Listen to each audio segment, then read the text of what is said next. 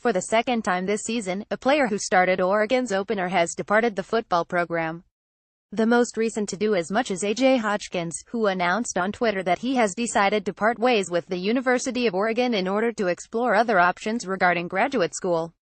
The linebacker, who suffered an injury earlier this year, apologized to his teammates for not being able to play out the remainder of this season, thus letting you guys down. Hotchkiss suffered an ankle injury in September that prematurely ended his season.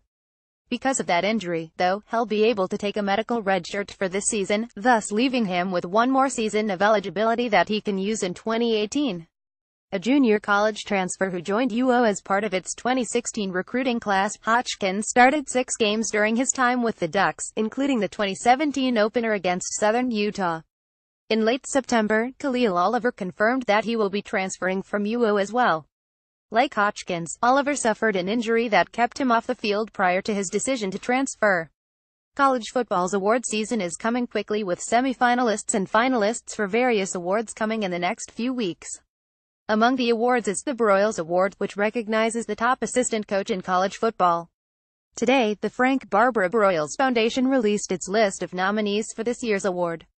All 56 of them, which is sure to keep more SIDs busy this time of year. No school has more than one assistant nominated for the award, and previous winners of the award from the past 5 seasons are not eligible. Clemson's Brent Venables won the award last year, for example, so he is not eligible this season. This list of nominees will be trimmed to 15 semi-finalists later this season, and that list will be cut down to 5 finalists for the award. The Broyles Award was first awarded in 2010 to Auburn offensive coordinator Gus Malzahn. Malzahn is currently the head coach of the Tigers. In total, 5 Broyles Award winners have gone on to be a head coach, with 4 of those currently holding head coaching positions. Pitt head coach Pat Narduzzi 2013, Michigan State defensive coordinator, Texas head coach Tom Herman 2014, Ohio State offensive coordinator, and Oklahoma head coach Lincoln Riley 2015, Oklahoma offensive coordinator currently hold head coaching jobs.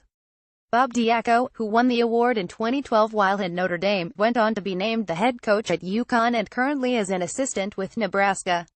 2017 Broyles Award nominees: Alabama, Brian Daboll, offensive coordinator quarterbacks Arizona; Rob Smith, co-offensive coordinator Arizona State; Phil Bennett, defensive coordinator Arkansas State; Brian Early, defensive line coach Auburn; Kevin Steele, defensive coordinator Boise State; Andy Avalos, defensive coordinator linebackers Bowling Green State; Matt Brock, special teams coordinator linebackers coach California; Bo Baldwin, offensive coordinator Central Florida; Troy Walters, offensive coordinator Clemson; Tony Elliott, co-offensive coordinator, running backs Eastern Michigan; Neil Nethery, defensive coordinator linebackers coach FAU; Chris Kiffin, defensive coordinator FIU; Brent Guy, defensive coordinator linebackers Fresno State; Orlando Steinauer, defensive coordinator Georgia; Mel Tucker, defensive coordinator Georgia State; Nate Fuqua, defensive coordinator outside linebackers Iowa State; John Heacock, defensive coordinator safeties Kansas State; Sean Snyder, special teams coordinator LSU; Dave Aranda, defensive coordinator Memphis; Joe Lorig, special teams coordinator, outside linebackers Miami; Manny Diaz, defensive coordinator Michigan; Don Brown, defensive coordinator linebackers Michigan State; Harlan Barnett, co-defensive coordinator secondary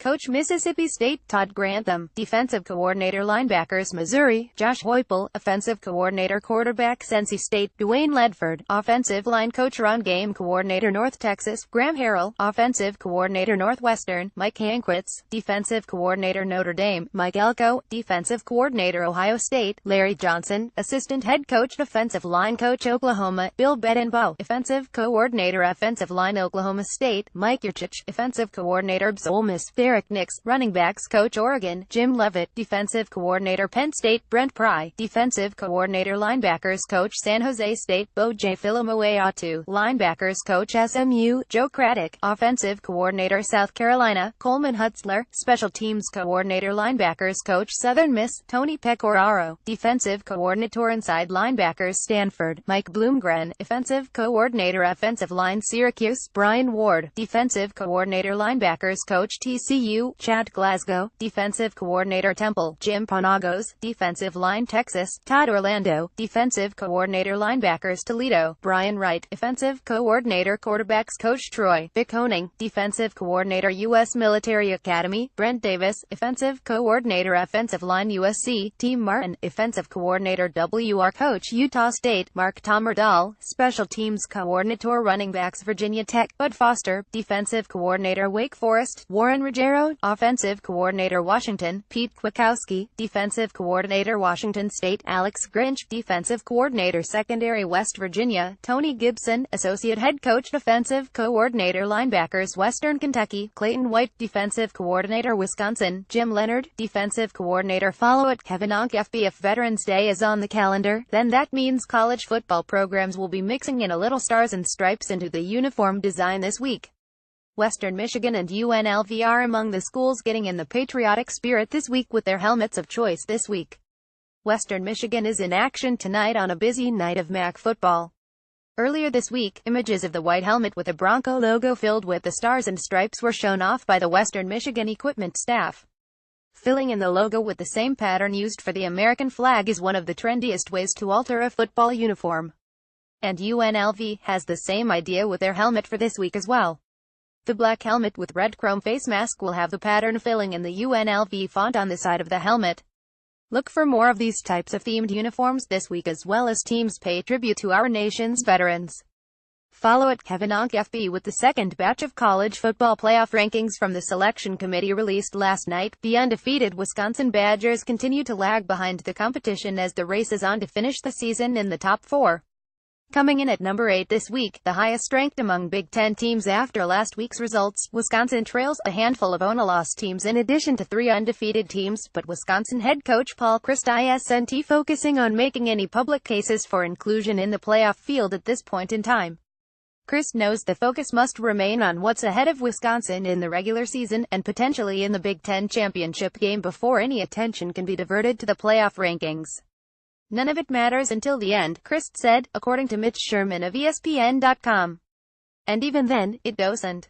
I think you rob the kids of the moment. They've got to enjoy the journey.